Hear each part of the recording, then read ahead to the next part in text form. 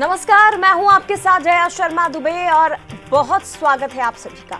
आज का हमारा मुद्दा है डेडलाइन में काम, सियासत तमाम। 31 मार्च 2026 ये सिर्फ एक तारीख नहीं बल्कि वो डेडलाइन है जिसका ऐलान केंद्रीय गृह मंत्री अमित शाह ने किया था। दावा था कि छत्तीसगढ़ पूरी तरह नक्सल मुक्त हो जाएगा और अब इस दावे को सबसे बड़ा बल मिला है। नक्सलवाद के बड़े चेहरे पापा राव के सरेंडर को सरकार मिशन मार्च की बड़ी कामयाबी बता रही है, लेकिन विपक्ष इस पर सवाल उठा रहा है। क्या जंगलों की बंदूकें अब खामोश होने वाली हैं या ये सिर्फ सियासी जीत का नैरेटिव है? क्या छत्तीसगढ़ में सच में खत्म होने जा रहा है नक्सलवाद? आज इसी पर करेंगे चर्चा, लेकिन देखिए पहले ये खास रिपोर्ट।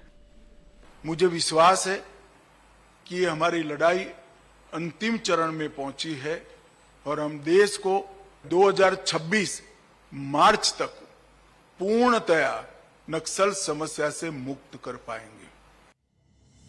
31 मार्च 2026 वो तारीख जो बस्तर और छत्तीसगढ़ के लिए सुनहरा दिन लेकर आएगी, क्योंकि छत्तीसगढ़ के दामन पर लगा नक्सलवाद का दाग हमेशा के लिए मिटने की उम्मीद है। नक्सलवाद का आखिरी सबसे बड़ा चेहरा पापा राव, जिसके सरेंडर के फैसले से ये दावा और भी मजबूत हो गया। जंगलों में सालों तक सुरक्षा बलों की चुनौती बना पापा राव उर्फ मंगू उर्फ सुन्नम चंद्रैया अपने 17 साथियों के साथ सरेंडर करने के लिए तैयार है। कई बार घिरने के बावजूद बच निकलने वाला ये कमांडर आखिर लगातार ऑपरेशन और दबाव के आगे टिक नहीं पाया। राज्य के मुखिया विष्णुदेव साय इस फैसले की तारीफ कर रहे हैं और राज्य सरकार इसे बड़ी राजनीतिक जीत मान रही है। ये दावा किया जा रहा है कि बस्तर में अब कोई बड़ा हथियारबंद नक्सली चेहरा एक्टिव नहीं बचा। मिशन मार्च को कामयाबी की ओर बढ़ता बताया जा रहा है और 31 मार्च को पूरे प्रदेश को नक्सल मुक्त घोषित करने की तैयारी है। माननीय प्रधानमंत्री जी और माननीय गृह मंत्री जी की दृढ़ इच्छा शक्ति और माननीय गृह मंत्री जी जो डेडलाइन तय किए हैं 31 मार्च का, वो बहुत नजदीक है और इसलिए पापा राव सिलेंडर कर रहे हैं तो अच्छी बात है। टीम में उनके 21 हैं, जिसमें से 12-14 कुछ लोग आने वाले हैं। 6 AK-47 से अधिक है हथियार। पापा राव के आने से इस लेवल का अब कोई भी नक्सली हमारे छत्तीसगढ़ में सक्रिय नहीं रह जाएगा और समूचा छत्तीसगढ़ जिस तरीके से बात थी 31 मार्च 2026 तक सशस्त्र नक्सलिज्म से समापन होने वाला, हमारे छत्तीसगढ़ में ये बात पूर्ण होकर रहेगी और नियत समय में छत्तीसगढ़ लाल आतंक से मुक्त होगा। लेकिन नक्सलवाद के खिलाफ इस लड़ाई में अब श्रेय की राजनीति ने दस्तक दे दी है। कांग्रेस संचार प्रमुख सुशील आनंद शुक्ला ने ये दावा किया कि आज के नतीजे कांग्रेस योजनाओं का असर है। उन्होंने कहा कि भूपेश सरकार ने बस्तर में सुरक्षा कैंप बनाए और पापा राव के सरेंडर को उसका ही बड़ा परिणाम बताया। वहीं पीसीसी चीफ दीपक बैज ने सरकार को घेरते हुए कहा कि जमीनी हकीकत अभी भी अलग है। जल, जंगल और जमीन के मुद्दों के साथ आदिवासियों के अधिकारों को लेकर विपक्ष सरकार पर सवाल उठा रहा है। नक्सली नेता पापा राव सरेंडर करने वाले हैं। कांग्रेस की भूपेश सरकार ने तो बस्तर में दूरस्थ क्षेत्रों में कैंप स्थापित किए, स्कूलों को चालू किया, वहाँ पे रोजगार के साधन जुटाए, वहाँ के लोगों का विश्वास सुरक्षा बलों के प्रति बढ़ाया। उसका परिणाम है कि लोग नक्सलवाद से निजात चाहते हैं। निश्चित रूप से अगर नक्सलवाद समाप्ति हो रही है, पापा राव अगर सरेंडर कर रहे तो हम लोग के लिए अच्छा है। किसी आदिवासी को फिर नक्सली के नाम से प्रताड़ित तो नहीं किया जाएगा। क्या गारंटी है कि अब जल, जंगल, जमीन और खनिज संसाधन सरकार नहीं बेचेगी। एक्सपर्ट्स की माने तो लगातार ऑपरेशन और सरेंडर से नक्सली नेटवर्क जरूर कमजोर हुआ, लेकिन पूरी तरह खत्म होने के दावे पर अभी सावधानी जरूरी है। पापा राव का सरेंडर बड़ा झटका जरूर है, लेकिन चुनौती पूरी तरह खत्म नहीं हुई। पापा राव और कुछ अन्य सदस्य, बहुत मुट्ठी भर सदस्य ऐसे बचे हैं जिन्होंने कहीं न कहीं मतलब इस डेडलाइन को पूरी करने में सबसे बड़ी बाधक बने हुए थे। लेकिन इसके पुलिस के चंगुल में आते ही जो कहीं न कहीं पुलिस का जो बेसिक एक नेटवर्क था उसकी एक बड़ी सफलता मानी जा रही है। 31 मार्च 2026 एक तारीख, एक वादा और एक बड़ा दावा। जहां सरकार नक्सलवाद के अंत का ऐलान करने को तैयार है। पापाराव का सरेंडर इस लड़ाई में बड़ा मोड़ जरूर है, लेकिन क्या ये आखिरी अध्याय है या अभी कुछ पन्ने बाकी हैं?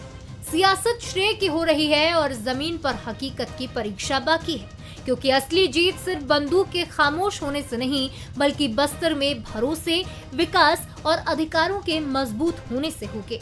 अब देखना यह है कि ये तारीख इतिहास बनेगी या सिर्फ एक सियासी ऐलान बनकर रह जाएगी। ब्यूरो रिपोर्ट के साथ रजत वाजपेयी, बंसल न्यूज, जगदलपुर। तो पापाराव का सरेंडर इसलिए भी महत्वपूर्ण हो जाता है क्योंकि कई बार ये सुरक्षा बलों को छका चुका है, कई बार ये भागने में कामयाब रहा और अब खुद इसका आत्मसमर्पण करना बहुत महत्वपूर्ण हो जाता है।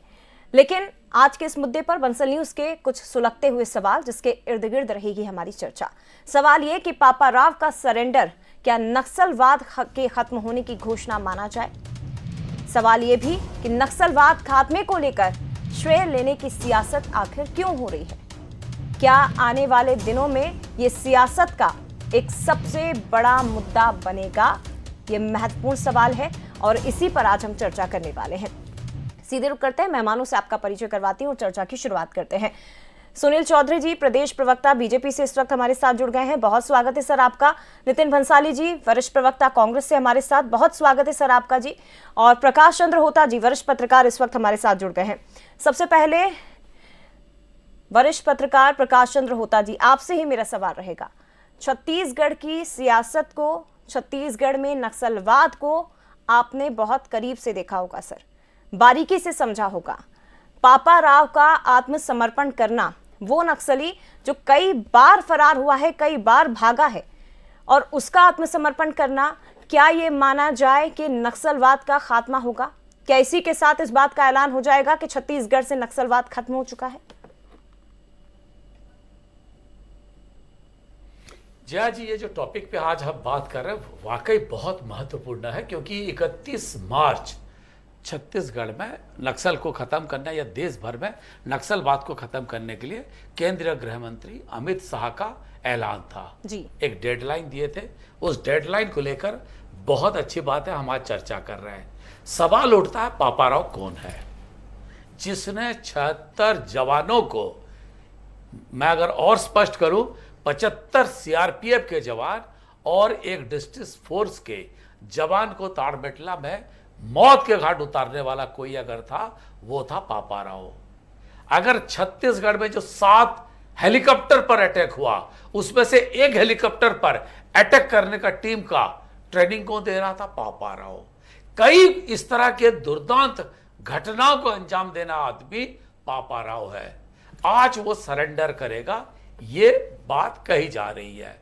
निश्चित रूप से कोई भी संविधान के दायरे में आके रहे, हथियार त्याग करे, अच्छी बात है। इसके साथ यह भी होगा, अब बचेंगे 2 बड़े कमांडर।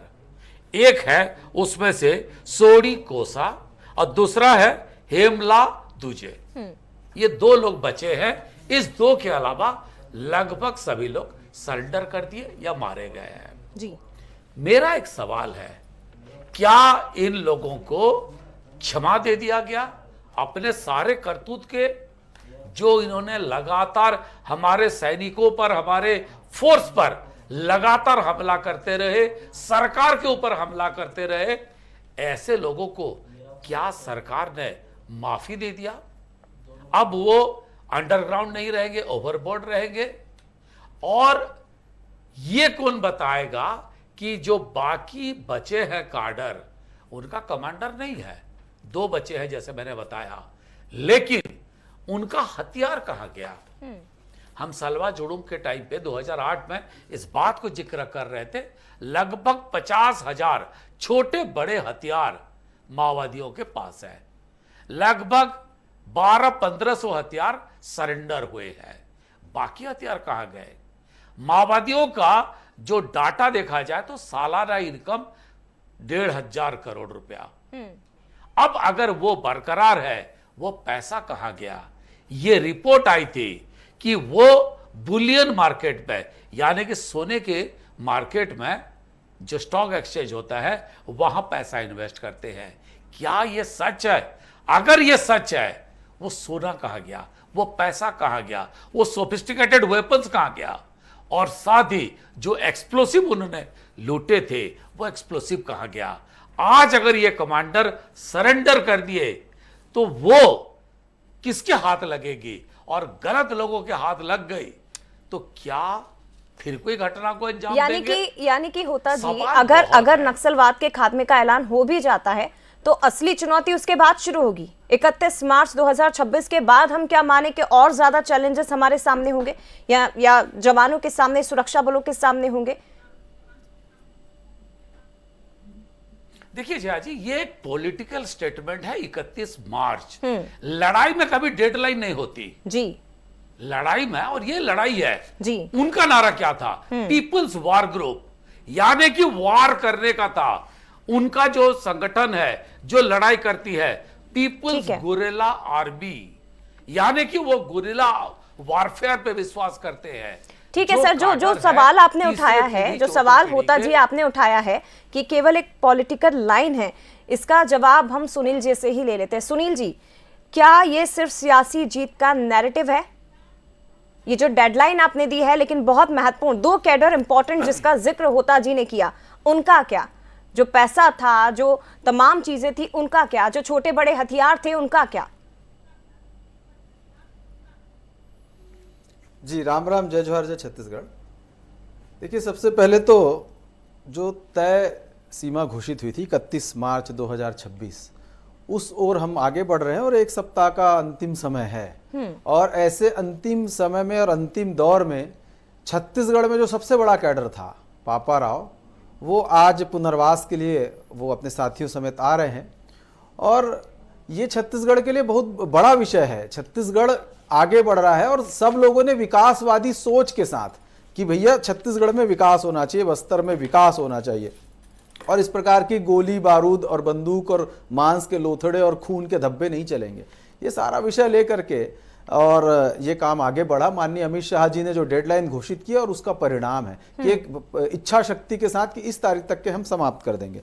और रही बात कुछ प्रश्नों की है, जैसे दीपक बैज जी का मैं सुन रहा था आपके चैनल में, उन्होंने कहा जल जंगल जमीन को क्या करने वाले हैं। तो दीपक बैज जी, आज तक भाजपा की सरकार आने के बाद 1 इंच गड्ढा वहां बस्तर में नहीं कूदा, एक पेड़ वहां पर नहीं कटा है। और आने वाले समय में भी बहुत विश्वास के साथ कह रहा हूं कि वनोपज आधारित जो भी चीज होगी वहां होगी, लेकिन इस प्रकार का कोई काम वहां होने वाला नहीं है। इसकी गारंटी क्या है सर? दो जो अपनी बात पूरी करेगा सर, सुनील जी अपनी बात पूरी करेगा। मेरा एक काउंटर क्वेश्चन है, इसकी क्या गारंटी है कि 31 मार्च 2026 के बाद कोई नक्सली घटना छत्तीसगढ़ में, बस्तर में नहीं होगी? बेमानी सवाल हो सकता है, मैं मान रही हूं, लेकिन क्या गारंटी है सर? नहीं, गारंटी का विषय नहीं है। आप एक चीज समझिए, गारंटी यह है कि 31 मार्च तक सशस्त्र नक्सलवाद पर नकेल कस के उसको समाप्त किया जाएगा। लेकिन वहां पर बारूद तो है, बारूद बिछे हुए हैं, वहां बहुत सारी चीजें हो सकता है उसके बाद भी कहीं ना कहीं कुछ ना कुछ घटनाएं घटे, विस्फोट हो जाए, लोगों को जानकारी ना हो। तो ये तो ऐसा है कि आने वाले समय की स्थिति है कि लगातार इसमें कार्यवाही करके और जांच करके और इसमें इस दिशा में आगे बढ़ेंगे। ये विषय तो इस 31 मार्च के बाद का है। एक महत्वपूर्ण विषय पर बात कर रहे थे प्रकाश चंद होता जी कि भी 2 कैडर और बड़े हैं। माननीय विजय शर्मा जी गृह मंत्री जी ने स्पष्ट रूप से कहा है कि वो छत्तीसगढ़ में सक्रिय नहीं है, वो झारखंड या कहीं और पर सक्रिय हैं, और छत्तीसगढ़ में सक्रिय नहीं होने के कारण तब भी उनसे संपर्क किया जा रहा है। वो जिस राज्य में सक्रिय है, झारखंड या अन्य स्थानों पर, वहां भी उनसे संपर्क किया जा रहा है, उनके जो रिश्तेदार हैं उनसे संपर्क किया जा रहा है, जिस माध्यम से उनको भी कह रहे हैं कि आइए और पुनर्वास करिए। तो कुल मिलाकर के छत्तीसगढ़ में बहुत मजबूती से प्रयास हो रहा है, और मजबूती से प्रयास करके ये सरकार जो है इच्छा शक्ति के साथ आकर के नक्सलवाद को समाप्त कर रही है। नक्सलवाद नहीं रहेगा ये घोषणा करने के बाद, और रिजल्ट निकालना, ये बड़ी बात। साली जी के पास जाऊंगी। होता जी, आप कुछ कहना चाह रहे हैं सर? देखिए, ये कहा जा रहा है झारखंड में 1 कैडर बचे हैं, बड़े कमांडर, और वो मैं जो 2 नाम लिया कि सोडी कोसा और हेमला दूजा, ये आईजी बस्तर ने जब 108 जवान सरेंडर किए थे तब उन्होंने 3 लोगों का नाम लिया था, पापा राव का, हेमला का, अकोसा का, ये 3 लोगों का नाम लिया था, उसमें से ये 2 है। तो फिर जो सुनील जी कह रहे हैं मुझे उस पर कोई बात नहीं करना। देखिए सबकी अपनी अपनी जानकारी है। मैं बस्तर आईजी को कोट कर रहा हूं, वो कह रहे हैं अब 3 बचे हैं, ये सरेंडर कर दे या फिर फौज के अपने सिक्योरिटी फोर्सेस के गोली के सामना करने के लिए तैयार रहा है। सुनील जी जल्दी से सर, ठीक है सुनील जी जल्दी मैं से, इसीलिए कह रहा हूं जल्दी से, फिर भंसाली जी के पास हूं। देखिए बहुत स्पष्टता से सरकार चल रही है कि आपका पुनर्वास करना चाहती है सरकार, लेकिन 31 मार्च 2026 यदि तब तक नहीं करते हैं तो फिर तो सरकार के जो आगे जो भी हम कड़े से कड़े कदम उठा सकते हैं वो उठाएंगे। अवसर पूरा मिला है, पर्याप्त मिला है। उनके द्वारा बार बार पत्र भी लिखा जाता था, नक्सली जो हैं वो लोग बात करने के लिए भी तैयार होते थे। सारा अवसर मिला है, पर्याप्त अवसर मिला है। अभी भी मैं आग्रह करना चाहता हूं कि यदि वो किसी माध्यम से हम लोग को सुन रहे हो तो हम सब आग्रह करना चाहते हैं कि चलिए ठीक है सर, एक हफ्ता भी बचा हुआ है, एक हफ्ते में हम उम्मीद कर लें कि वो आ जाएं। हो सकता है सर, हो सकता है आत्मसमर्पण कर दे, एक हफ्ता भी बाकी है। नितिन भंसाली जी, सुशील आनंद शुक्ला जी को आपने सुना, कुछ महत्वपूर्ण पॉइंट्स उन्होंने रखे थे सर। उन्होंने कहा कि छत्तीसगढ़ में कांग्रेस की सरकार के समय नींव पड़ी, ये जो एक्शन हो रहा है और आत्मसमर्पण नक्सलियों का हो रहा है, अगर हम खात्मे की तरफ जा रहे हैं। कुछ आंकड़े मेरे पास हैं, 2021 में जब आपकी सरकार थी, पुलिस नक्सली मुठभेड़ में सर 51 नक्सली मारे गए और 2024 में वो आंकड़ा बढ़ के 217 हो जाता है, 2025 में 256 हो जाता है। गिरफ्तार नक्सलियों का आंकड़ा 2021 में 494 था और 2024 में 929 था। आपकी सरकार के बाद 2023 के बाद आते आते सर ये आंकड़े बढ़े हैं, एक्शन बढ़ा है।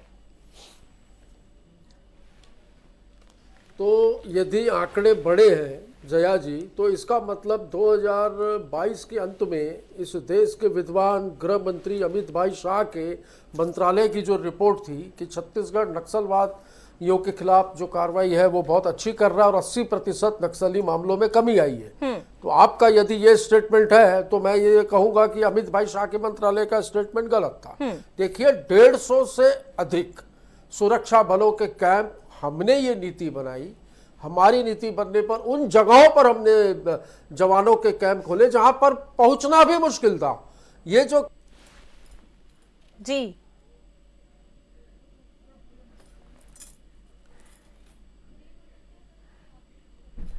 देखिए, तो ये आंकड़े एक बार आप देखिए। हालांकि कांग्रेस सरकार जब थी 2018 के बाद, आंकड़ों की लड़ाई अगर हम लड़ें, उस पर बात अगर करें तो गृह मंत्रालय की रिपोर्ट का हवाला दे रहे हैं।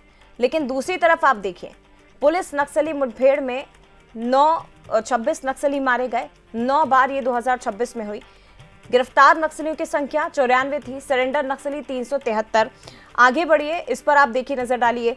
पुलिस नक्सली मुठभेड़ 2021 में, यानी कि जब कांग्रेस की सरकार थी, 82। नितिन जी अपनी बात पूरी करिए सर।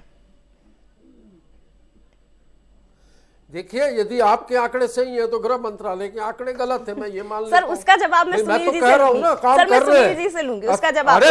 जया जी, और क्योंकि होता जी भी स्माइल कर रहे हैं तो आपने नहीं सर आप बोलिए ना, आप बोलिए सर, आपका मौका है, बोलिए। ठीक है, नक्सलवाद खत्म हो रहा है, स्माइल करनी चाहिए, पर यह कह देना कि नक्सलवाद 31 मार्च तक समूल नष्ट हो जाएगा तो मुझे ये तो मैंने कहा ही नहीं सर, मेरा पहला सवाल ही ऐसा था, इस पर तो आप सवाल नहीं उठा सकते। भी है ना। दूसरी बात, ये अभी मेरे साथी प्रवक्ता कह रहे थे पापा राव अपने साथियों के साथ सरेंडर करने आ रहे हैं, आ रहा है और आ रहे हैं में देखिए जया जी, हिंदी में बड़ा फर्क है इसमें। अभी सरेंडर किया नहीं है उसने, अभी से इतना सम्मान।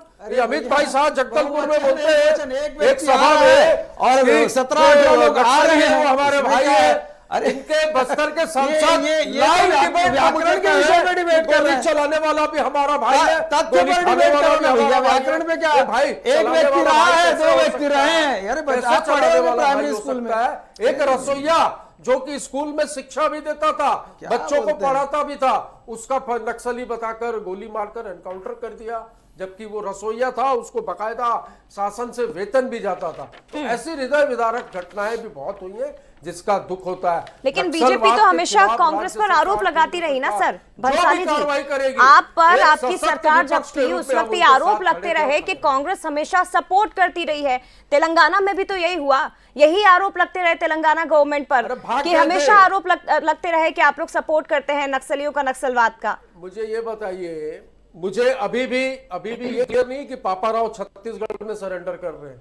मुझे अभी भी डाउट है कि वो तेलंगाना में सरेंडर करेंगे। नहीं सर, वो इससे बीजापुर पहले भी में जो कर बड़े रहे हैं, नक्सली बीजापुर में कमांडरों ने कर रहा है सर, सरेंडर किया, बीजापुर में कर रहा है, उन्होंने तेलंगाना बीजापुर में कर किया रहा है, बीजापुर में भी किया है। अच्छा, बीजापुर को बोलते हैं कि ये- नक्सल ये- मुक्त ये हो गया, तस्वीरें देखिए। बस्तर नक्सल मुक्त हो ये गया। बीजापुर की पिछले तरफ जो जा महीने रहा है सर। बीजापुर के विधायक विक्रम, अरे जया जी मेरी बात ही नहीं सुन रही है आप। सर, आपने पिछले सवाल उठाया, महीने मुझे जवाब देना था। बीजापुर ठीक के है, विधायक विक्रम, हाँ मेरी बात सुन लीजिए।